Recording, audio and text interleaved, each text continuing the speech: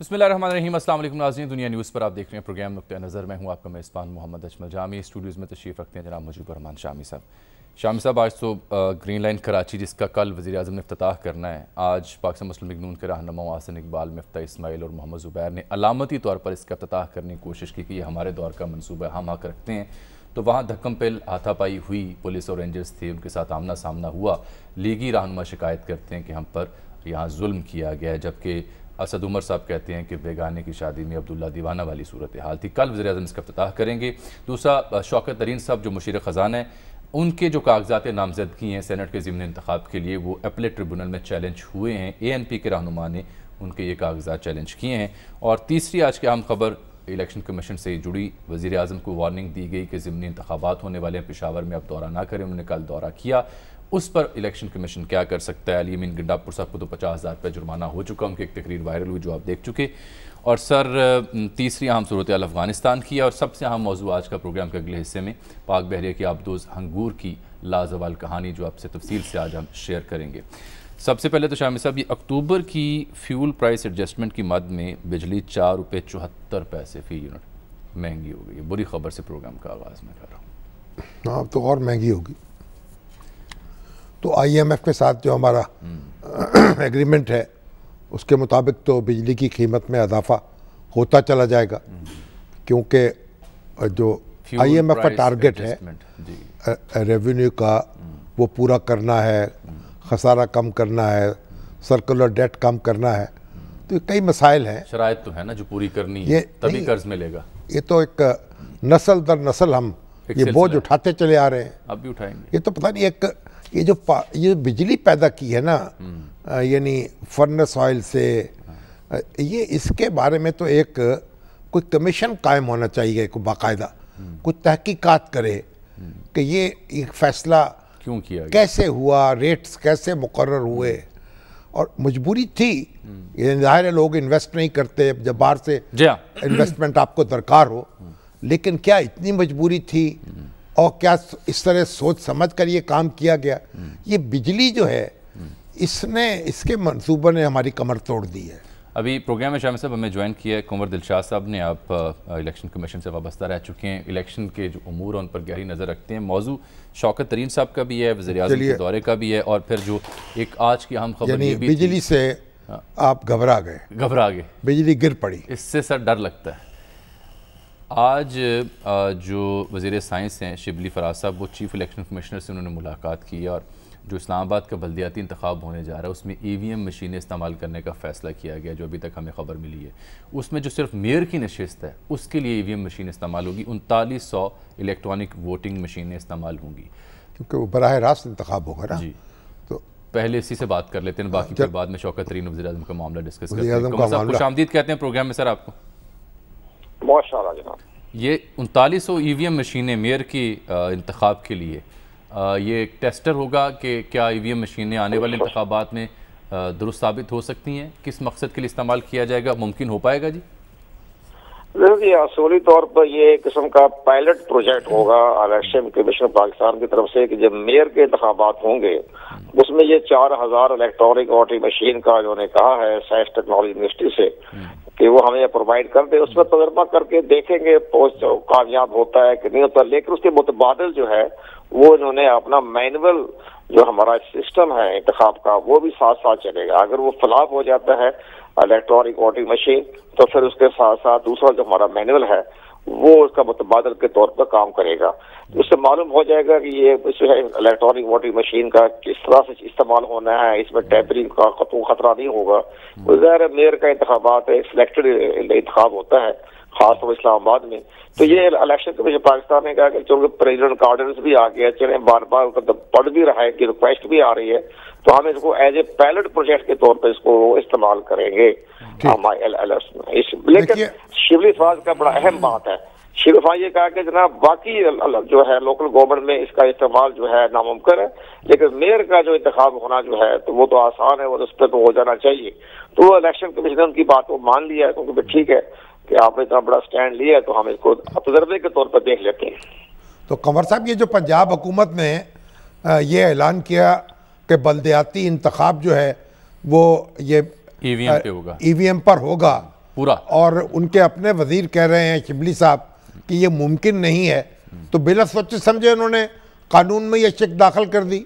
बिल्कुल तरमीम करके वो तरमीम करेंगे। वो शिबली फराज साहब ने कहा है इलेक्शन कमिश्नर साहब से भी, चीफ साहब से भी, जी मैं बात करके उस पंजाब गवर्नमेंट में से इसमें सिर्फ मेयर तक हम रखेंगे, बाकी जो है हम इसको निकाल देंगे। तो ये नामुमकिन बात है। तो दोबारा इसमें पहली बात ये कि Aahista Aahista step by step वो देखेंगे कितनी इसमें कामयाबी है, लेकिन साथ साथ अपना मैनुअल भी रख रहे हैं ताकि ऐसा ना हो कि फ्लॉप हो जाए तो इलेक्शन जो मैनुअल रखेंगे पता चल जाएगा अब इसमें हकीकत क्या मामला हो रहा है। तो ये जो कंवर साहब ये बताएं, जो वजीर आज़म हमारे हैं उन्होंने वायलेट किया है इलेक्शन कमीशन की हदायत को, खत लिखा था सीपी ने, उन्होंने खत लिखा था कि आप ये क्योंकि बल्दियाती इंतखाबात हो रहे हैं, आप यहाँ तशरीफ़ ना लाएं, जलसा ना करें और यहाँ ऐलानात जो करने हैं वो ना करें, लेकिन उन्होंने इसकी परवाह नहीं की।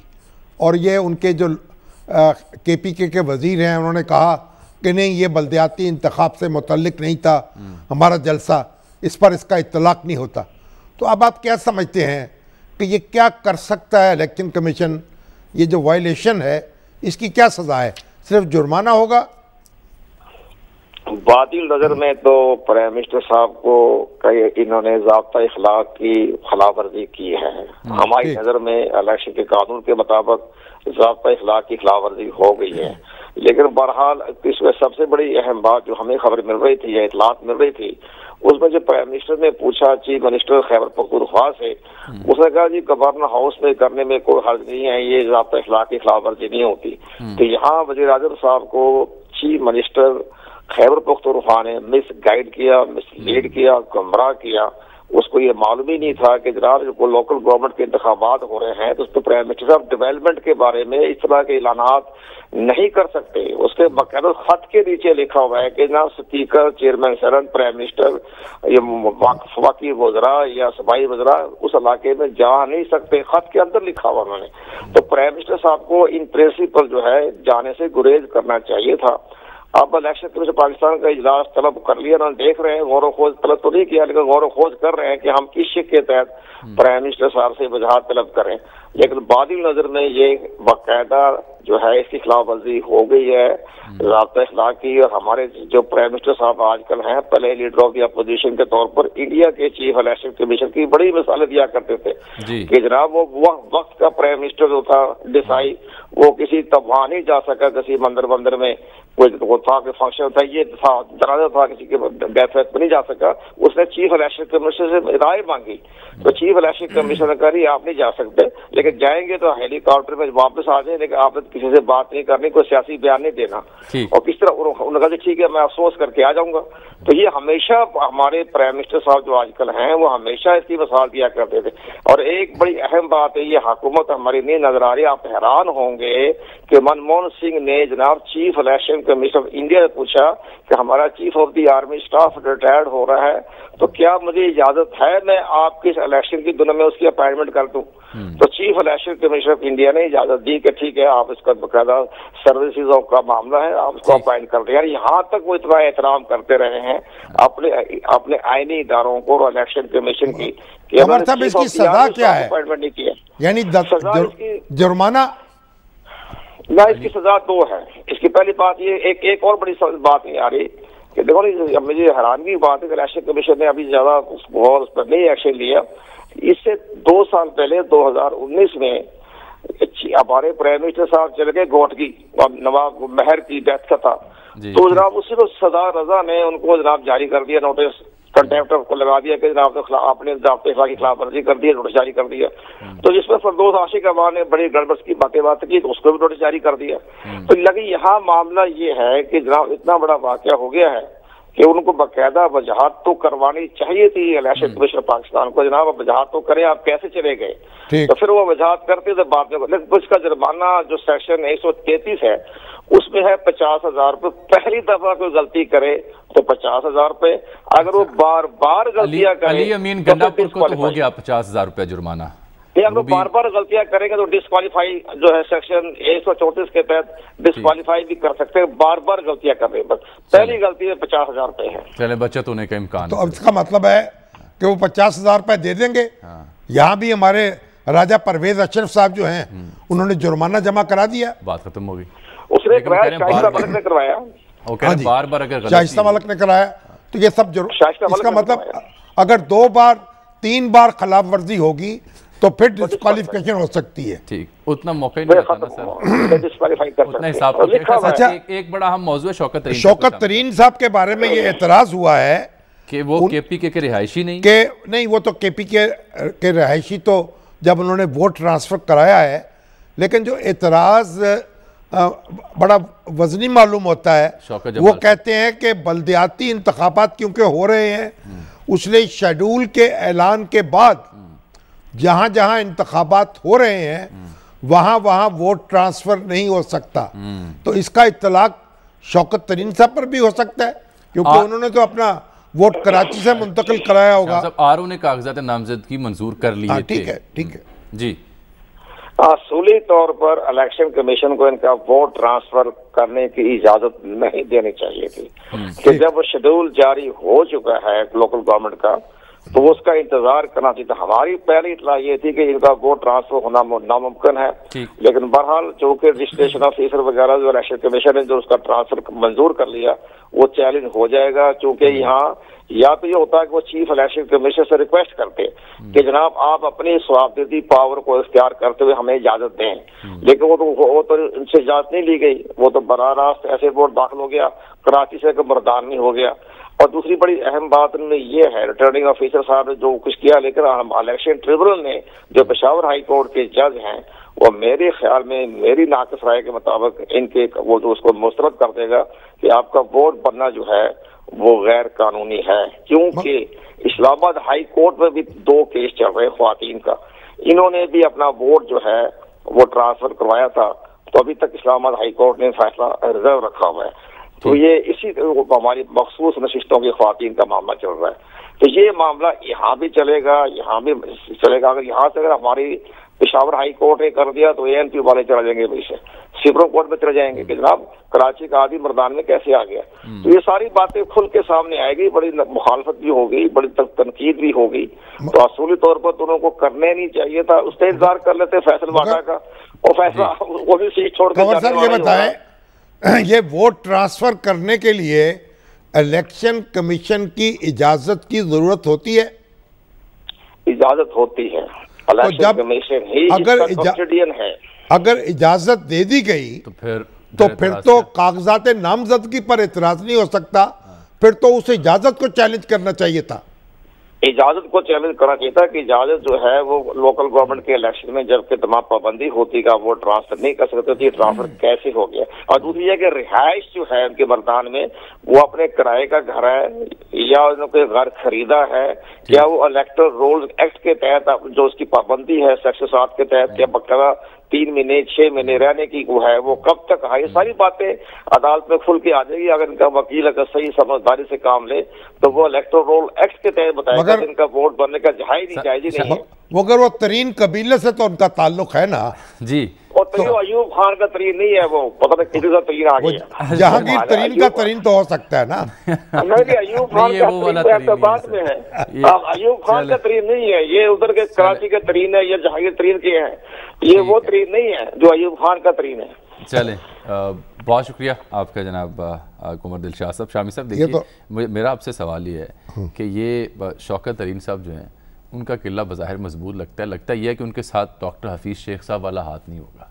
नहीं, असल में देखें खबर ही है, इलेक्शन कमीशन ने जब इजाजत दे दी वोट ट्रांसफर करने की, तो फिर उसके बाद कागजात नामजदगी पर एतराज तो नहीं हो सकता, वो क्योंकि फिर आप उसको चैलेंज करें उसको कि वोट ट्रांसफर क्यों हुआ, वो तो उसको फिर चैलेंज करें कि ये इजाजत क्यों दी गई। ठीक, अब उनका तो कसूर नहीं ना, इलेक्शन कमीशन इजाजत दे दी, वो उम्मीदवार हो गए। एक बात, दूसरी बात ये कि शाहिद सैयद साहब जो हैं कराची वाले वो सेनेटर बने थे केपीके से, रहते थे कराची में, लेकिन क्योंकि आबाई ताल्लुक केपीके से था तो इसलिए इसका मतलब ये थोड़ी है अगर एक शख्स पाकिस्तान से बाहर रहता है, वो सऊदी अरब में रहता है या UAE में रहता है, तो इसका मतलब ये थोड़ी है वो पाकिस्तानी नहीं रहा।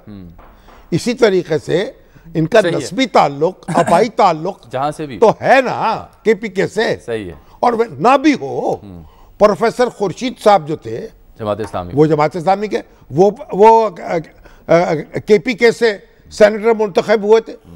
हर शहरी को ये हक हासिल है कि वो मुल्क के जिस भी हिस्से में चाहे जब चाहे रहायश इख्तियार कर ले, इस पर कोई पाबंदी नहीं है। जैसे कि हमारी तारीख में कई ऐसे वज़रा आज़म भी है जो मुख्तसर वक्त के लिए आते थे, तो वो दूर दराज के हल्कों से फिर ज़िमनी इलेक्शन लड़ते नहीं, थे। वो देखा ना, मुल्क के अंदर अब जहां भी रहे, जी जहां भी रहे, जो कौमी असम्बली है उसमें पूरा मुल्क एक हल्का होता है।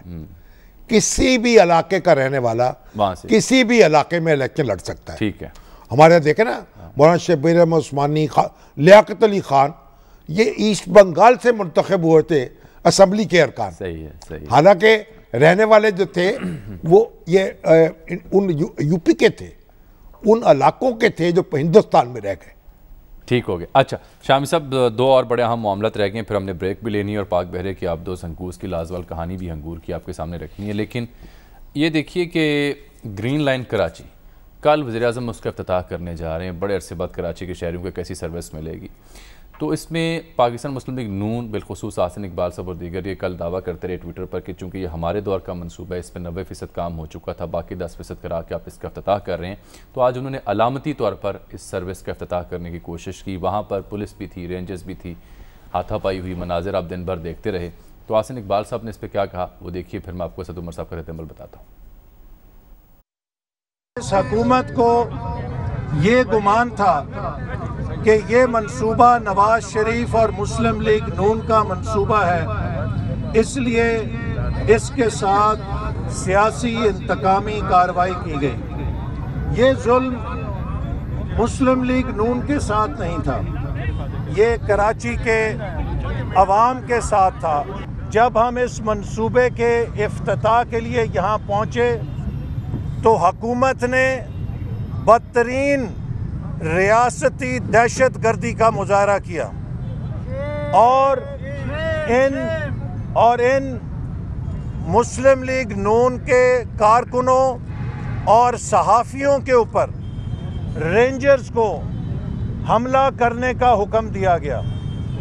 और मेरे आपके सामने मेरा ये हाथ मौजूद है जो इस रियासती तशद्दुद के नतीजे में ज़ख्मी हुआ, और मुझे खुशी है कि कराची के ग्रीन लाइन मंसूबे के इफ्तिताह में मेरे लहू के कतरे भी शामिल हैं। मैं उम्मीद करता हूं कि फ़ौज की क़यादत इस बात का नोटिस लेगी।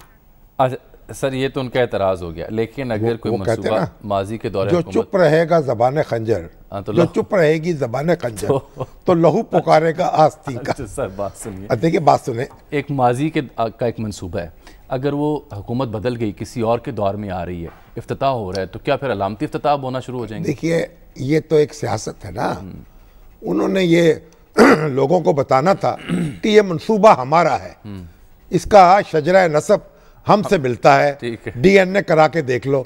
तो उन्होंने वहां हंगामा कर लिया, वो थोड़ी बहुत सजा भी मिल गई उसकी। तो ये तो फिर ऐसा होना चाहिए ना कि ये जो चौधरी परवेज इलाही के दौर का मंसूबा था, वो PIC वजीराबाद, तो उसका इफ्तिताह फिर परवेज इलाही साहब से करवाते। उनसे तो नहीं करवाया, तो छोड़ा गया ना, उसको तो काम ही नहीं हुआ था, तो छोड़ दिया गया। मगर अच्छी सियासी रिवायात हूँ तो इसमें हरज कोई नहीं था कि आपके दौर में मंसूबे आ जाएं, आप अलामती तौर पर मंसूबे मुकम्मल होते हैं, खुले दिल के साथ मंसूबे मुकम्मल करने चाहिए, ठीक, खटाई में नहीं पड़ने चाहिए। अब जैसे पंजाब असम्बली की इमारत है, वो खटाई में पड़ी रही कि परवेज इलाही साहब ने मंसूबा शुरू किया था, और लेकिन किस्मत देखिए कि परवेज इलाही साहब फिर उन्हें इफ्तिताह किया। अब ब्रेक, मगर बात यह है कि ये क्योंकि स्टूडेंट लीडर है ना, आसन इकबाल रहे, तो उसमें उनकी ये जो चुलबुलापन तो झलकता है ना। ठीक, तो चलिए, तो असद उमर साहब ने कहा कि अब्दुल्ला की बेगाने की शादी में, बेगाने की शादी नहीं है, शादी तो मुश्तरका ही है ना। चले, अच्छा अब मैं ब्रेक से पहले दो दूल्हा सही, इकट्ठी शादी, इज्तिमाई शादियां नहीं होती, वो भी हो सकती है। हमारे मंजूर भट्टू साहब जो हैं, उनकी बेटियां रुबीना भट्टू इज्तिमाई शादियां कराती हैं, तो इज्तिमाई शादी भी हो सकती थी, 2 दूल्हा बन जाते। अगर ऐसी सियासी रकाबत ना हो, तल्ख ना हो। बहरहाल चलिए, अच्छा, सर, हसन इकबाल साहब भी कामयाब हो गए ना, चले, लोगों को पता चल गया।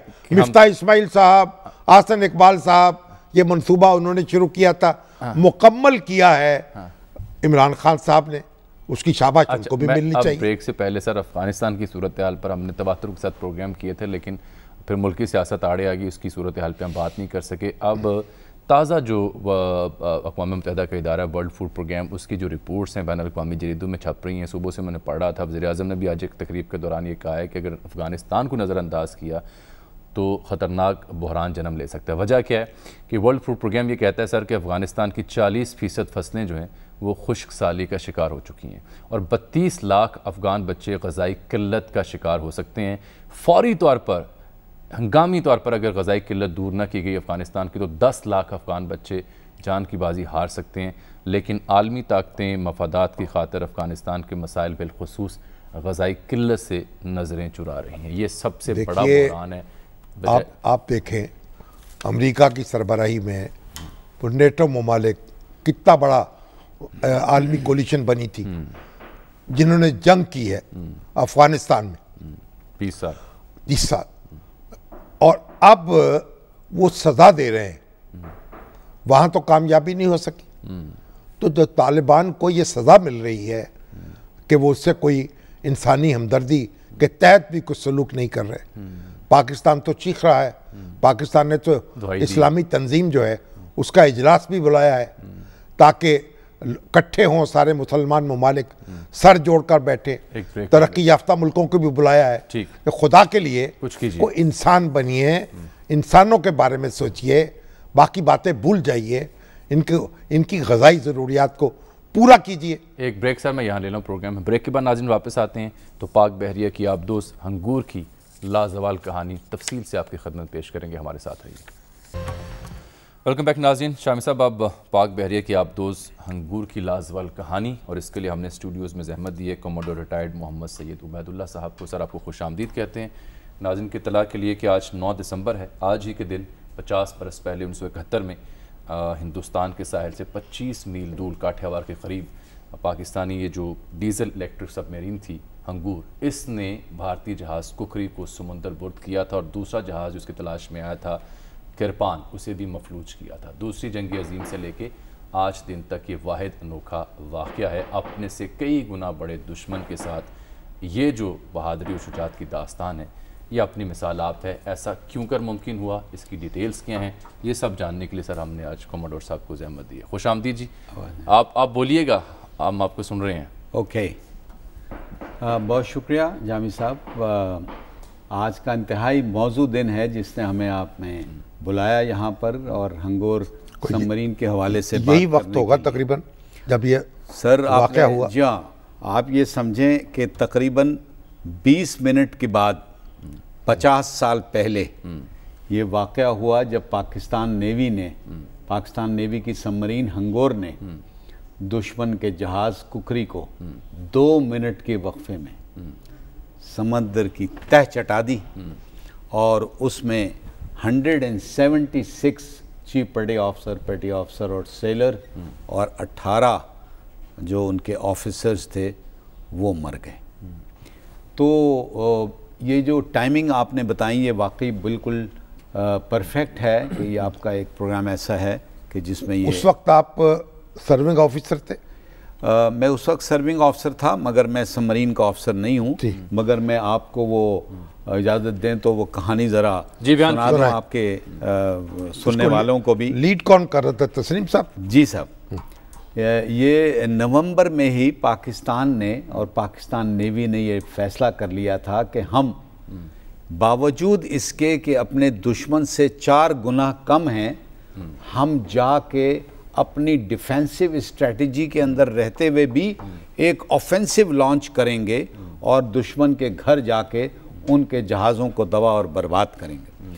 तो well before the war the submarine sailed from Karachi, और क्या उस वक्त जज्बा था और क्या जोश था। आपको पता ही है कि जब ये दुश्मन के इलाके में जाएं तो जहनी तौर से सर पर कफन बांध के जाते हैं कि मर गए तो शहीद, और अगर गाजी अल्लाह ताला ने बनाया तो उसकी मर्ज़ी है। तो ये वेल बिफोर टाइम जब जंग शुरू हुई है, उससे पहले ये सबमरीन अपने प्लेटफॉर्म पर मौजूद थी, अपनी जगह जहाँ उसको होना चाहिए था वो मौजूद थी। और उस वक्त कुछ ऐसा हुआ कि इंडियन नेवी के जो chief of naval staff admiral Nanda थे, उनको 1965 की जंग याद थी कि जब हमारे पास एक सबमरीन थी गाजी, और हमने ले जा के वो 500 मील दूर बॉम्बे के दरवाजे पे बिठा दी थी और कहा था अगर किसी माई के लाल में जुर्रत है तो बाहर आए और दो दो हाथ कर ले। तो पूरी 65 की जंग गुजर गई, कोई एक जहाज उनका लड़ने के लिए बाहर यानी वो धाक नहीं तब बैठ गई थी। वो धाक उस वक्त बैठ गई थी जिसकी वजह से उन्होंने अपनी पूरी नेवी को वेल बिफोर वॉर बॉम्बे से निकाल दिया, जो उनका मेन ऑपरेटिंग बेस था, और कहाँ भेजा? इस डर के मारे पाकिस्तान से 250 मील दूर। और सिर्फ 2 जहाज उन्होंने सिलेक्ट किए कि जिनका काम था जो बॉम्बे से निकले और हमारी सबमरीन की तलाश में कि उसका हम शिकार करेंगे, हंगूर की तलाश में। ये हंगोर की और किरपान और कुकरी, ये 2 जहाज। ये 2 जहाज ऐसे थे कि जो जिनका काम, जिनका डिज़ाइन, जिनकी कंस्ट्रक्शन ऐसी होती है कि जिनका बुनियादी काम एंटी सबमरीन होता है, यानी उनका काम सबमरीन को ढूंढना और उसको तबाह करना होता है। इसी मकसद के लिए बने हुए थे। और इन दोनों को बॉम्बे से निकाल में नॉर्थ में भेजा, काठियावाड़ कोस्ट पे, यानी बलोचिस्तान, ये गुजरात के कोस्ट पे जो मोदी का गुजरात है वहाँ पर। फिर ड्यू पॉइंट एक जगह है, उससे सिर्फ 25 मील दूर। और उस वक्त जो कमांड कर रहे थे हंगोर को, तो उस वक्त वो कमांडर थे, उनका नाम था अहमद तस्नीम साहब। उनको 65 की वॉर में भी सितारा जुर्रत मिल चुका था, और इस वक्त तो वो ऐसी जगह उन्होंने अपने आप को पोजीशन किया पानी के अंदर कि दुश्मन को वहाँ कोई शक नहीं हो सकता था कि ये इतने करीब भी आ सकते हैं हमारी सरजमीन से। तो उन्होंने ये बहुत बड़ा कैलकुलेटेड रिस्क लिया और इंतज़ार किया। और ये बात हो रही है 9 दिसंबर यानी आज ही के दिन 50 साल पहले, और सिर्फ कोई 15 से 20 मिनट के बाद उन्होंने जो एक्शन किया और दुश्मन की दोनों जहाज़ों के ख़िलाफ़, पहला उन्होंने एक्शन किया जो INS किरपान था जहाज़, वो किरपान जहाज़ को टॉर्पीडो अगरचे लगा मगर वो डैमेज हुआ, एक्सप्लोड नहीं किया, इसलिए कि टॉर्पीडो एक्सप्लोड नहीं किया, और वो इस कदर डैमेज हुआ कि वो सीन से फ़ौरन चला गया। उसने यहाँ से भागने में आफियत जान, उसने कहा कि बेस्ट यही है कि यहाँ से भाग निकलो, अपनी जान बचाओ, ज़्यादा बेहतर ये है। दूसरा जहाज़ था जो कुकरी था, उसने देख लिया कि यहाँ कोई सबमरीन है और उसने टॉर्पीडो फायर किया है और एक जहाज़ को डैमेज किया है, तो यहाँ तक तो वो फौरन एक्शन में आ गया कि अब मैंने इस सबमरीन को मारना है। यूं मुकाबला शुरू हुआ सबमरीन पानी के अंदर। और सबमरीन प्लेटफॉर्म होता ही इसलिए है कि वो सरप्राइज अटैक करता है, पानी के अंदर रहते हुए दुश्मन को सरप्राइज करता है। तो उसने भी अपनी पोजीशन ली, और इसी तरह सबमरीन में कमांडर अहमद तस्नीम साहब ने एक ऐसी पोजीशन ली कि विद इन मिनट्स उन्होंने टॉर्पीडो मारा, और वो टॉर्पीडो जाके लगा INS कुकरी जहाज जो एंटी सबमरीन फ्रिगेट था उस जगह पे जहां तमाम एमुनिशन रखा हुआ था। अच्छा, जहाज में एक जगह होती है जहां एमुनिशन होता है, तो सिर्फ एक टॉर्पीडो लगने से बुलजाई, वो bullseye down the throat shot, और उसने जहाज के परखचे उड़ा दिए। And with in 2 minutes Indian navy का सबसे बड़ा तारीखी जो लॉस हुआ, जान और माल का, और इससे भी बढ़ के इज्जत का, कि अपने से 4 गुना छोटी फौज ने घर पे आके ये काम किया। और माइंड यू उस वक्त जो है 176 उनके, जैसा मैंने पहले कहा, चीफ पेटी ऑफिसर और सेलर। सब ये भी तो सुनने में आया कि ये तो कई घंटों तक अपने ऑफिसर्स को बचाने नहीं पहुंची थी Indian navy. Is it true? ये बड़ी ही ज़बरदस्त बात है कि ये तकरीबन 8:20 पे ये अटैक हुआ 50 साल पहले आज ही के दिन। 12 घंटे तक कोई अपने सर्वाइवर को उठाने या बचाने नहीं आया। उसकी सिर्फ 2 ही वजूहात हो सकती हैं। पूरी दुनिया की नेवी जो है उसका एक नेचुरल रिएक्शन होता है कि अपने जो बंदे हैं उनको बचाओ, कोई भी हादसा हो गया, दुश्मन का एक्शन हो गया। मगर ये जो 2 बातें हैं, एक ये थी कि उनका इस कदर खौफ था कि अगर कोई भी इनको बचाने यहाँ आया, चूंकि अभी तक हमें पाकिस्तान की सबमरीन हमने नहीं पकड़ी है, तो वो उसको भी ना डुबो दें। और दूसरी बात ये थी कि दिमाग बिल्कुल मायूफ हो चुका था, मायूफ हो चुका था। सर शुक्रिया, मायूफ हो चुका था कि क्या किया जाए, कि इस बात के लिए वो तैयार नहीं थे। अच्छा, अब सबसे हम सवाल ये तो वो बहादुरी की दास्तान आपने सुना दी कैसे हुआ, लेकिन जब एक सबमरीन ने 2 जहाज हिट किए तो इंडियन नेवी हरकत में आई होगी, उन्हें मालूम हुआ होगा इस जगह सबमरीन है। बिल्कुल। तो उससे वो सबमरीन तस्नीम सब बचा के कैसे लेके गए, ये भी तो बताए ना। ये तो बहुत ही ज़बरदस्त कहानी है, ये तो अटैक करने से भी ज़्यादा बड़ी कहानी है। दुनिया में सबमरीन वॉरफेयर जो लोग करते हैं वो इस बात को बहुत अच्छी तरह समझते हैं कि एक दफ़ा सबमरीन डिटेक्ट हो जाए, gone, death is imminent, gone, इसलिए कि आजकल स्टैंड ऑफ वेपन है, टॉर्पिडो है, मिसाइल है, डेप्थ चार्जेस हैं, भाग नहीं सकती। तो ये जो शेर के बच्चे थे और जो कमांडर अहमद तस्नीम साहब थे, उन्होंने एक कैलकुलेटेड रिस्क किया और एनिमी ने अपना एक दायरा लगा देता है 5 मील का, 10 मील का, जहां पर देखा था, और उसके अंदर वो बॉम्ब मारता है जिनको डेप्थ चार्जेस कहते हैं। यानी एक डेप्थ चार्ज जिसको मैं कहता हूं वो तकरीबन इतना बड़ा, कई 100 किलोस का एक होता है। अगर एक गिर जाए तो खत्म। ठीक। तो उस दरमियान में इन्होंने 156 वो डेप्थ चार्जेस जो बॉम्ब होते हैं वो पानी में अपनी तरफ से हर उस जगह फेंके जो इस रडार में सबमरीन उस दायरे में आ सकती थी। लेकिन सर सबमरीन तो वहां थी नहीं। अच्छा, अब आप ये सोचें कि वो कहां गई? नहीं सर, नेचुरल रिएक्शन तो ये होता है घर की तरफ भागो। हाँ। लेकिन अकल और बहादुरी कुछ और बताती है। वो क्या? वो कहती है जहां एनिमी आपसे एक्सपेक्ट ना करे वो काम करो। इन्होंने मुंह मेरा तरफ इंडिया के कर लिया। वाह। और उस सर्कल से इंडिया की तरफ बढ़ी और ये उस सर्कल में और उससे आगे पाकिस्तान की तरफ चलते रहे और बम फेंकते रहे और फेंकते रहे और फेंकते रहे। क्या लाजवाब। उनके जहाज़ों ने, उनके शिप ने, उनके एयरक्राफ्ट ने, उनकी हेलीकॉप्टर्स ने 156 मारे और ये कुछ न कर सके। और अल्हम्दुलिल्लाह, और ये जो एक्शन था सेकेंड वर्ल्ड वॉर के बाद पूरी दुनिया में ये रिकॉर्ड कायम है कि किसी भी सबमरीन ने, यानी पाकिस्तान नेवी की सबमरीन हंगोर ने जो कारनामा अंजाम दिया कि दुश्मन के वॉरशिप को जो कि डिज़ाइन था सबमरीन मारने के, उसको मार दिया। ये रिकॉर्ड आज भी कायम। सर सलाम है तस्नीम साहब को, उनकी टीम को और पाक बहरिया को। अंगूर की ये लाजवाब कहानी आपने बयान की, आपको भी सलाम है। और प्रोग्राम का वक्त चूँकि ख़त्म हो रहा है, एक ख़बर ये भी है कि तस्नीम साहब के नाम पर अब एक नई आबदोज़ बन रही है चाइना के ताउन से, जो पाकिस्तान में पहली आबदोज़ बनेगी, उसका नाम तस्नीम साहब के नाम पर रखा गया। यही मैं कहना चाहता था कि आज का दिन सिलेक्ट किया गया Karachi shipyard and engineering works में अंडर ट्रांसफ़र ऑफ टेक्नोलॉजी। आज उसकी बुनियाद रख दी गई है और उसका नाम उसी बहादुर शख्स के नाम पे है जो उस वक्त उस अंगोर को कमांड कर रहा था, यानी तस्नीम। ठीक, सलाम है जी उनको।